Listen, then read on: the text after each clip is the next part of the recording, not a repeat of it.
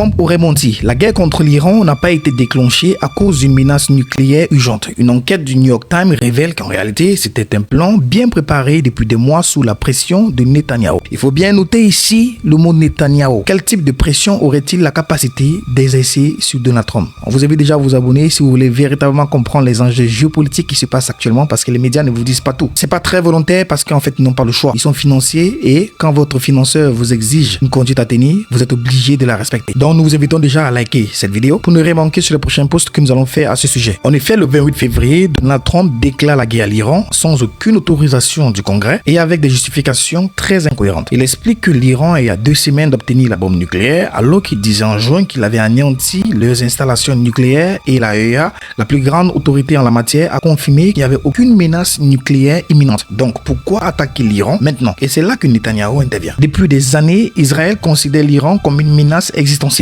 que Netanyahou s'est toujours engagé à supprimer, surtout depuis le 7 octobre. Et ces derniers mois, avec les élections israéliennes qui approchent et les sondages qui lui donnent perdant, la pression est montée d'un cran pour Netanyahou, qui ne voyait plus qu'une solution: tuer le chef d'État iranien, le guide suprême Ali Khamenei. Et dans une enquête explosive du New York Times, on révèle que alors que Trump était en négociation diplomatique avec l'Iran, Netanyahou faisait pression depuis des mois pour qu'il élimine le régime iranien. Le 11 février, il est venu à Washington pour maintenir le président américain sur la voie de la guerre. Et pendant que l'Iran pensait négocier avec les Américains et trouver un accord de paix, Trump et Netanyahou se sont mis d'accord pour attaquer l'Iran et tuer Ali Khamenei. Et la raison pour laquelle la guerre a commencé le 28 février, c'est parce qu'ils ont découvert le 28 février que Khamenei allait tenir une réunion en dehors de son bunker avec une grande partie de son commandement. Alors l'occasion rêvée pour tuer Khamenei et sa garde rapprochée. Trump a donné son feu vert et Khamenei est mort quelques heures après. Pourtant, dans son discours où il annonce la guerre dans le monde entier, Trump parle d'une menace nucléaire urgente et promet de détruire tous les missiles nucléaires iraniens, alors que l'opération était planifiée depuis des mois avec Netanyahou et qu'elle visait tout d'abord à tuer un chef d'État. Et c'est exactement ce que les États-Unis avaient fait en 2003. George Bush avait accusé l'Irak de posséder des armes de destruction massive qui en fait n'existaient pas. Tout ça pour renverser le régime qui n'arrangeait plus leur intérêt. Alors, Trump fait la même chose avec l'Iran. L'objectif, c'est tout détruire, comme le dit lui-même, et mettre en place un nouveau régime iranien qui sera plutôt pro-américain, ce qui permettra à Trump d'avoir la main mise sur le pétrole iranien et affaiblir surtout la Chine, qui était le principal acheteur et allié de l'Iran. Alors, si tout ceci se réalise, ça serait une grosse victoire pour Trump, Israël et bien évidemment les États-Unis. Et de son côté, Netanyahou atteindrait son objectif au Moyen-Orient avec un Israël qui domine justement la sous-région et une Palestine complètement isolée. Et le pire dans tout ça, c'est qu'ils ont un alibi moral. Comme le régime iranien est de plus en plus contesté dans son pays avec des manifestations qui ont fait des milliers de morts en janvier, c'est devenu l'argument parfait pour Trump. C'est une guerre pour la démocratie et pour libérer un peuple. Sauf qu'il y a deux choses. La première, c'est qu'évidemment, le peuple iranien a toutes les raisons de contester son régime ultra-autoritaire. Mais l'histoire nous a montré que les interventions américaines pour renverser les régimes n'ont jamais apporté la paix ni la démocratie. Et la deuxième chose, c'est qu'en 2020, Bernie Sanders prévenait déjà qu'une guerre contre l'Iran pouvait être pire que la guerre d'Irak et la guerre du Vietnam, car le régime est très résistant à toutes les attaques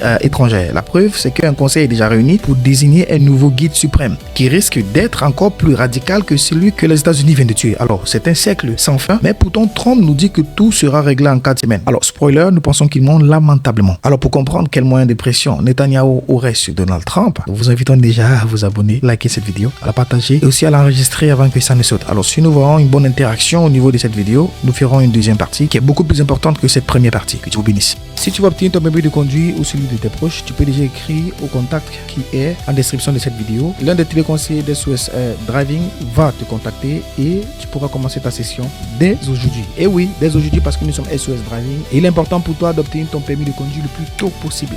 Que Dieu te bénisse.